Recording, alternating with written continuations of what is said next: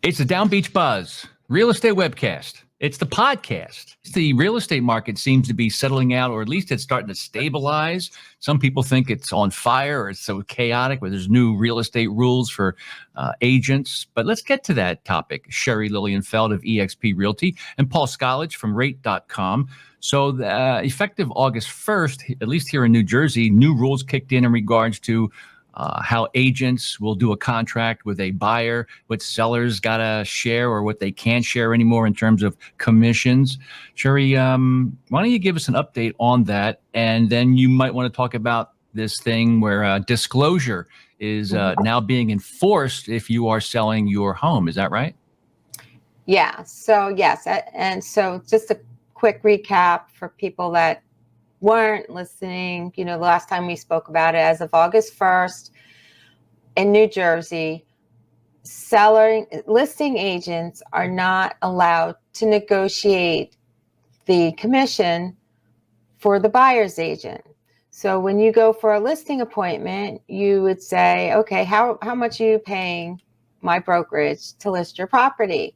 And that's the only thing we can negotiate. We can't say, how about you pay X percent, but we split that percent with the buyer's agent. So then it's up to the buyer's agent, the person representing the buyer, to negotiate their own commission. And whenever we show a property, we're supposed to have a consult with that buyer and explain how we're representing them and also negotiate our fee. So you call some random agent off of Zillow, that agent is not supposed to show you a property unless you pay them, you negotiate a fee and sign a document saying you can pay them a fee. Now, a couple of things here. You can do a fee for one-time property showing. Okay, you want to show me the property, I'll pay you the fee for this property, but I'm not locking in with you to show me properties for the next 6 months. So there's different ways you can do it. So you can do it like that, one-off, or you can do it like, hey, I really like you, I want you to represent me, and I'm going to lock into an agreement with you for whatever, 6 months, 9 months, the same way you would do with a listing. I like you, I want you to list my property, I'm locking in with a fee for you. Now, even though the listing agent's not allowed to negotiate a buyer's agent commission, that doesn't mean the seller can't and won't pay a buyer's agent commission. Meaning, so now, let's say I have a buyer and we put in an offer. That buyer can put in that offer, I want the seller to pay my buyer's agent this fee. And that's part of the negotiation. So it becomes now part of the negotiation between the buyer and the seller, as opposed to the listing agent and the buyer's agent. So it's kind of like the same thing, but it's just the way the money's dispersed and negotiated is different. So with Paul, with mortgages, so like, let's say the buyer agent has to pay that commission, the seller's not going to pay it. So now the buyer has to come up with more money. And the thing that sellers need to understand is if a buyer is going to pay that money, they're going to offer less. They're going to offer less for the house because now they're paying more overall, with the buyer's agency agreement. So we've had 30 days of this new set of rules. What's your vibe? Is it working? Is it still too early to tell? Are people leaving the industry? What do you say, Sherri? There are some people leaving. I got to tell you, the level of paperwork is just ridiculous now because there's all these new forms.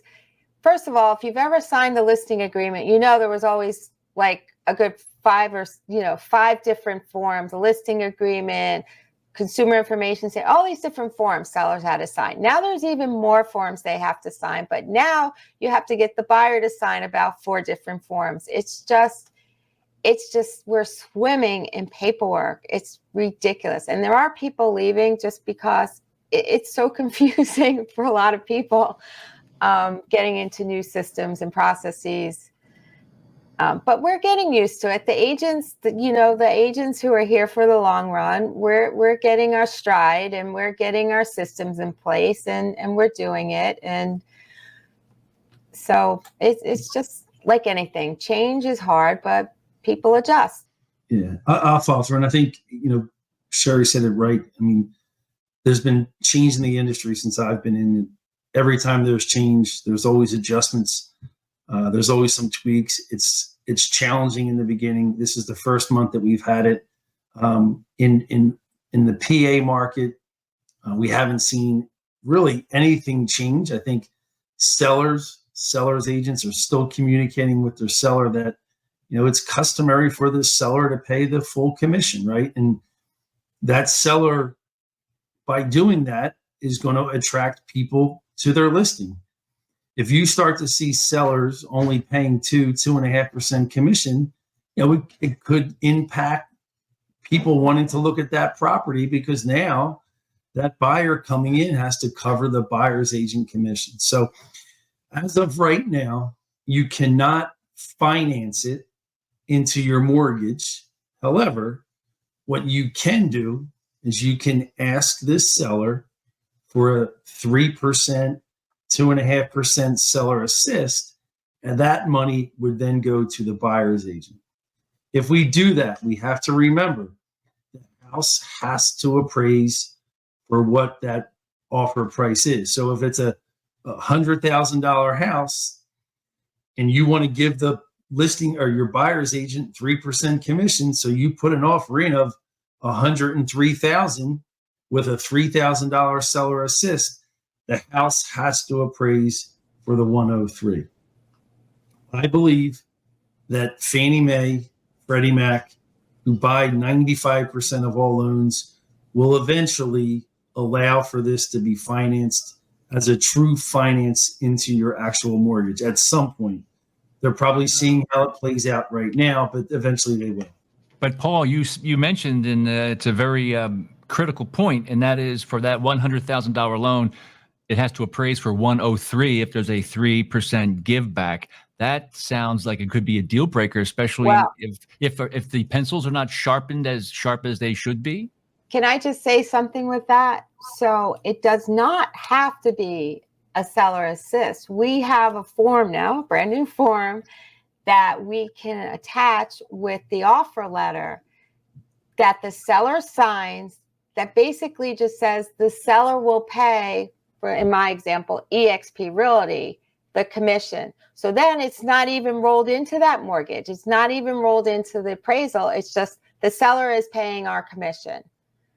That's, again, the change in the law was we need to negotiate our own commission, and it's not the listing agent. So now it's a form between the seller and the buyer's agency that they're going to pay it. So now it's not in the form of an assist or a concession. It's direct from them to the agency. So it doesn't even get involved in the mortgage. So as a mortgage guy, Paul, does that concern you that there's still more money being transacted? It's just not going through your channels. Should that concern you? Not necessarily. So what Sherri's saying is two things. If a seller advertises, or the listing agent advertises, that the max commission is 2.5%, that means that the seller is not willing to give Sherri her commission for the transaction. Then it's Sherri's responsibility, correct me if I'm wrong, to go to her buyer and say, okay, the seller is not willing to pay the commission. You have to come up with X, whether it's 2, 2.5, or 3. At that point, if that buyer doesn't have the ability to pay Sherri or doesn't want to use his own money, they can then go to the seller and look at that seller assistance, right? A lot of times I think listing agents and sellers can they post on Bright or Trend that you're not allowed to post commissions anymore. That was part of the law. So yep. They removed those fields from the MLS commission. So let me ask you a question. There's a listing. Are you working with the listing agent asking, hey, what is the seller willing to pay?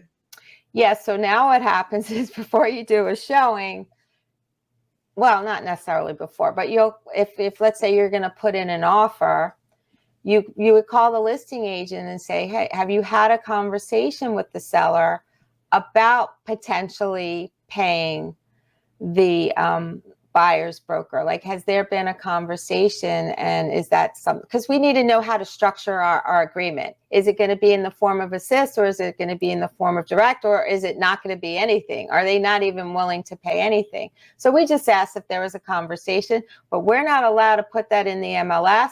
You're not allowed to state anything in the MLS about commission to any side. It has to be a conversation that comes out, and it's a case-by-case basis.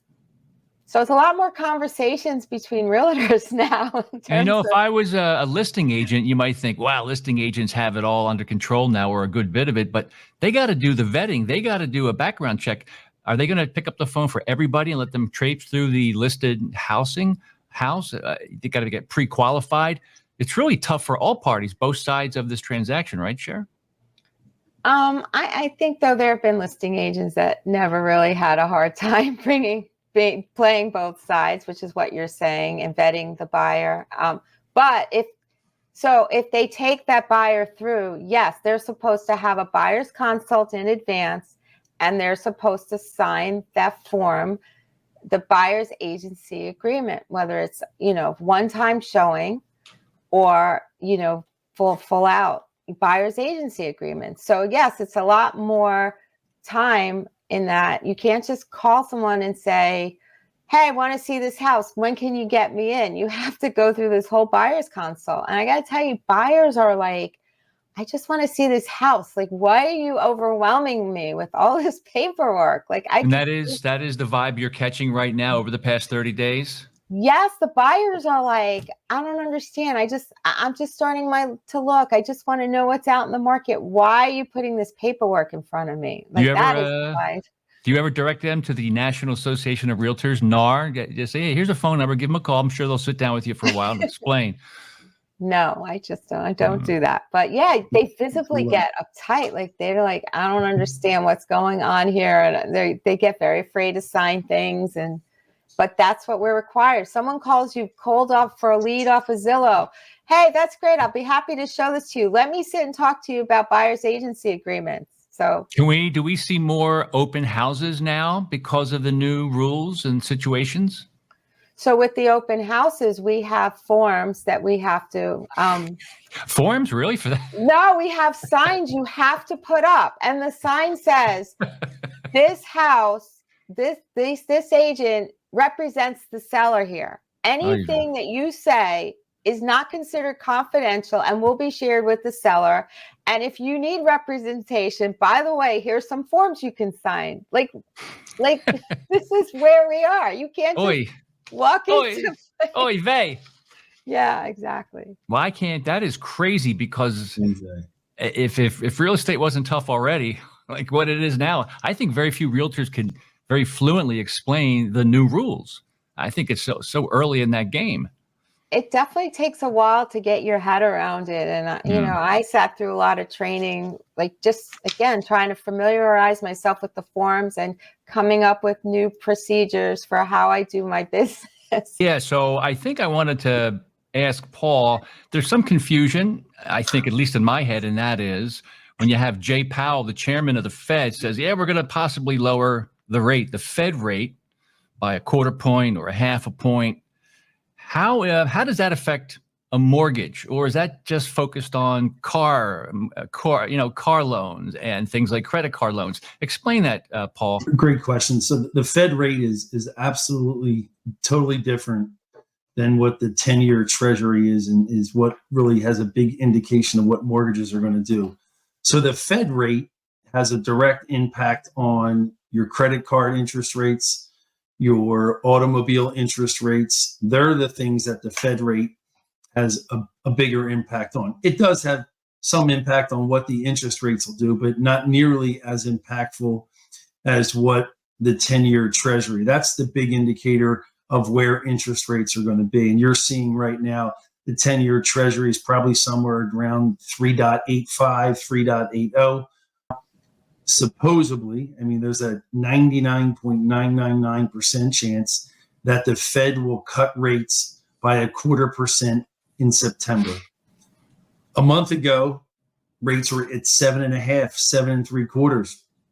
As we look at it today, rates are in the very low 6%, 6.125%, 6.25%, depending upon primary versus secondary versus investment. So in a 30-day span, we have seen a reduction in rates by over 1%. So the future is bright. I think the Fed is talking about having 3 rate cuts next year, which will really help in terms of what we see in a rate reduction. There's so many sellers, we've talked about this several times, that don't want to sell. They have no desire to sell when they have an interest rate of 3.5% on their current house. They do not want to swallow that pill at 8 or 7.5% to go buy a new house. So I think we need to see a 5 in front of a rate, get more inventory to start getting people motivated about buying. But down the shore, Sherri Lilienfeld of EXP, a high percentage of homeowners down here own their homes and their condos outright. So, the interest rate doesn't really matter that much if they're trying to sell and get into a different place. True or false? Well, even though sometimes they don't get a mortgage, they might be getting like a home equity line off their primary residence, and that rate will affect their home equity line. They do also a lot of times pull out other investment, money from other investments. I mean, it doesn't affect us as much as the primary home market when it's your only home, but it does have some effect. And Paul works both areas, right? So he can speak more about like what's happening at the shore versus what he's seeing in Pennsylvania for primary homes. I mean, it's not as much, but it still has an effect, I think. So do both of you real quick, and then I'll get it back to Paul Scolledge of rate.com. What type of business do you get? What type of phone calls come in when you see a rate drop by 1/4 point or 1/2 point? Sherri, does that make you a little bit busier starting that day when you see that number come down, or at least being announced that there could be a rate cut? No, they're looking for prices to come down. They're not looking so much for the rates. It's sort of like what Paul's saying. You buy the home. If you find the home at the right price, you buy it. And the people who have been waiting for a second home, they'll get their money someplace else. Like I said, their investments or maybe pull equity out of their primary home. It's not as tied in with the rate like in primary home. But Paul, definitely comment because you see both. Yeah, I think the second home market rates aren't as impactful as they are in a primary market. And a lot of times people buying in the secondary market will do a home equity loan. They'll do a cash out refinance on their primary residence. Home equity a lot of times is short-term money. So they don't want to cash out their investments because the investments are doing so good in the stock market and so forth. So they said, you know what, we'll take a 6.5 or 7.5% rate on a HELOC, a home equity line of credit, to be able to buy. It also strengthens their offer because then now they're potentially a cash offer because they're taking all of that equity from their current property, or they're liquidating some of their investments to be able to purchase. So it's not as impactful. However, in the primary market, that 1/4% rate cut absolutely gets my phone ringing. Over the last 2 years, I think we closed a little under 1,000 new buyers in the last 2 years. Every one of those buyers can absolutely refinance today because where rates are. So that side of things is phenomenal. The refinance market is going to come. How about adjustable rate mortgages? With the trajectory ticking down slowly, do you see more of an asking or inquiries about adjustable rate mortgages when sometimes they're a scary thing, but with the market moving in one direction, do you see more requests for ARMs? So they're very popular over the last 2 years when interest rates were at an all-time high, right? What happens with the ARMs? Same thing that happens with the standard rate. As the interest rates come down, the ARM rates get lower. So there's people that actually gamble and play that market. They'll go into a 7-1 ARM. However, they know that they're not going to be in that house 7 years, or they know that in 2 or 3 years, that 7-year ARM rate is going to be lower, and they just play the game. They refinance into an ARM. They keep going into an ARM. When they feel the time is right, they'll get out of the ARM and go into a 30-year fix. So the ARMs are still popular. Not nearly as popular as they were